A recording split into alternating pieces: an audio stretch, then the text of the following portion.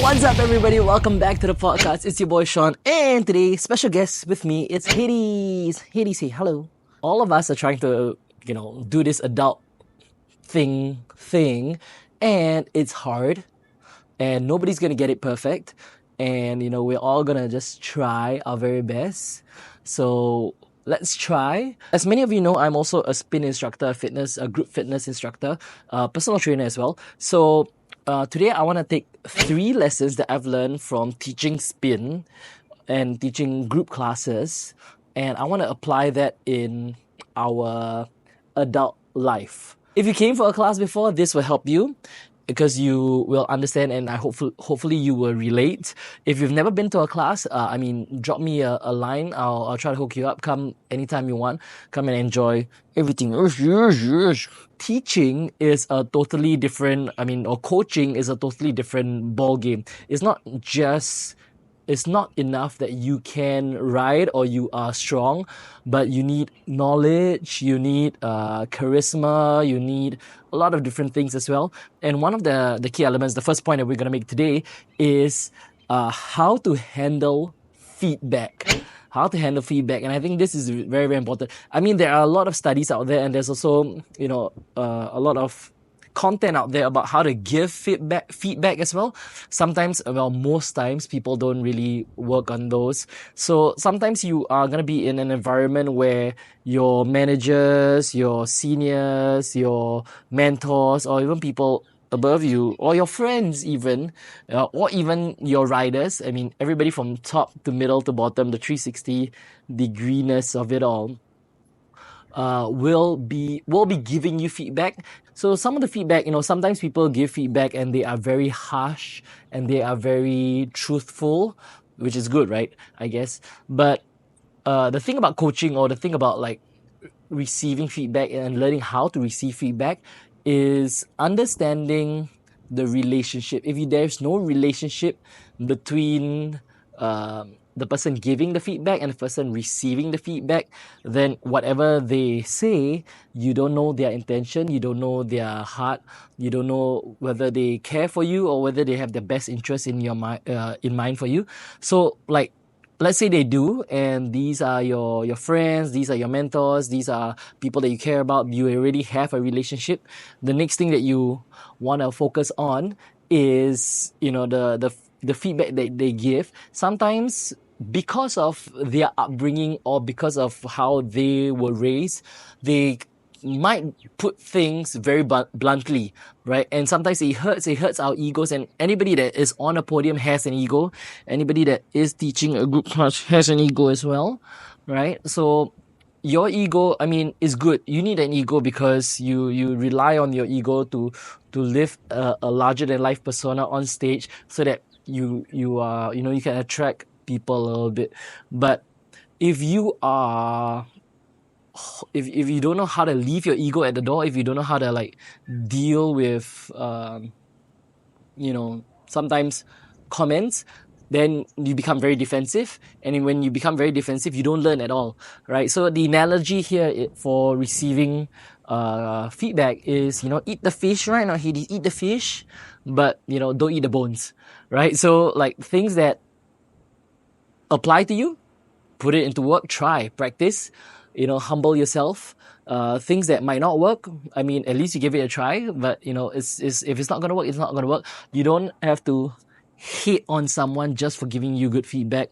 And sometimes in life as well, in adulthood, when your boss or your partner or your friends or your parents give you feedback, you definitely want to be able to take it with with humility, and take it with that learning experience, so that you go out there and you apply, because that's how we grow. So that's kind of like an adulthood thing that I've learned about growing, because growing up I was always left to my own devices, and always by myself, very abandoned, very neglected, right? So you end up making your own decisions, your own character, your own personality, you form that. And then when you deal with people or anybody else for that matter, you become and they have their 2 cents worth as well, and they are feedback as well.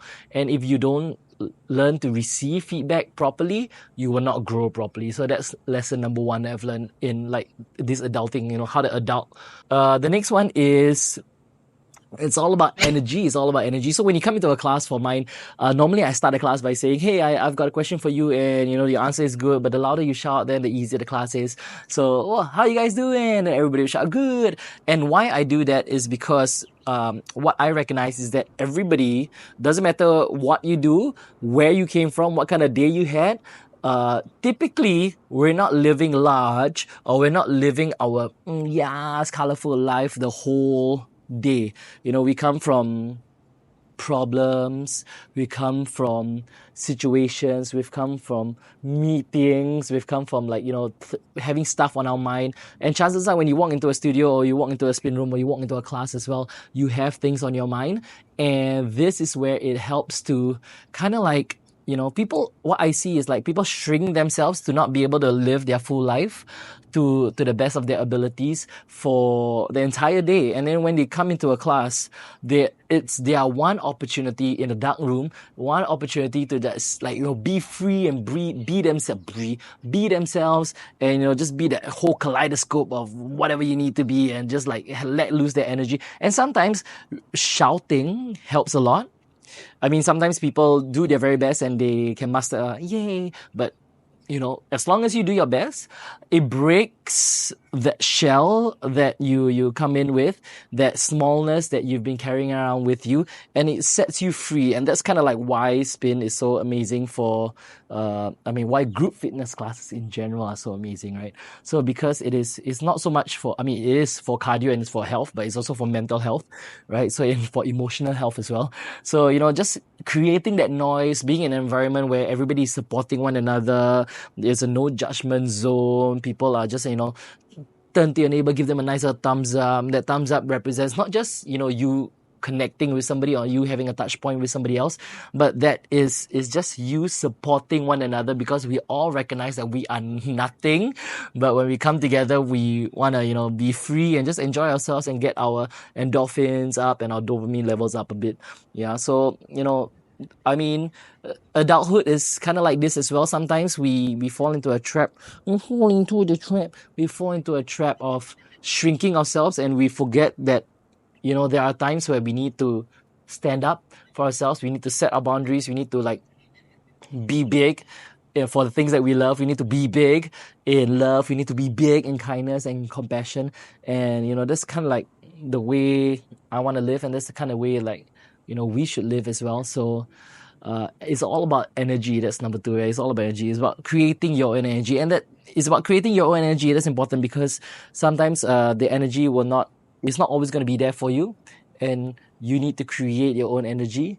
And when you create your energy, that helps you to survive basically, but it also helps you to overcome situations in your life, right? And the last thing is going at your own pace.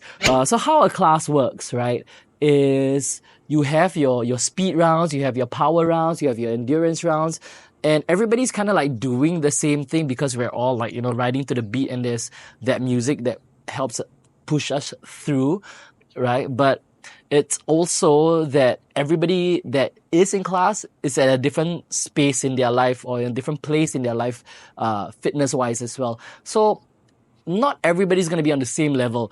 I wish everybody was, and it'll be so much easier to teach a class. That way you just have to push, and everybody will be able to do it. But chances are, unless you build that kind of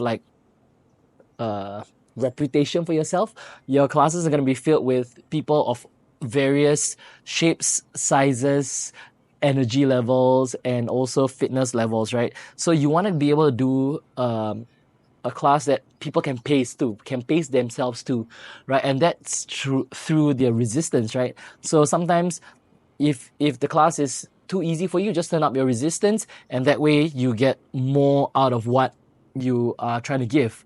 Yeah, so same thing in life, right? So same thing for adulthood as well. You have to go at your own pace. Not everybody can expect you to, be the mature adult 100% of the time. Nobody's going to expect you to be the most observant person 100% of the time. Nobody's going to expect you to be like the best 100% of the time. So yeah, we may have these expectations for ourselves or people around us, but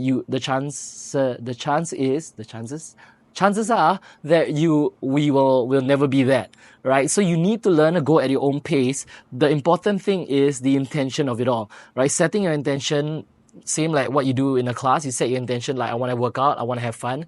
Same thing for life as well. Same thing when you wake up. The moment you wake up, you're like, okay, this is my intention for the day. This is me going through. I just want to be kind. I just want to be helpful. I just want to be useful. I just want to be purposeful. You know, I want to do all that. And I want to say, hey, where you going? Bye bye. Okay, he says bye. So yeah, that pretty much wraps up today's podcast as well. Short one, but you know, I just want to tell you guys that, you know, of course, I'm not perfect, but I want to try this adulting thing. And if you want to learn more lessons with me, let a brother know. Just, you know, subscribe, like, rate, share, and do all the good stuff that helps this podcast and helps share and gets this message out as well. And I'd love to hear your feedback and receive your feedback as well, so that I can do a lot better for you as well. Thank you so much, everybody. Peace out. Eton. Hedy, say bye. Hedy, come. Hedy. 1, 2, 1, 2, 1, 2. Spin class. Spin class. Spin class. Meow.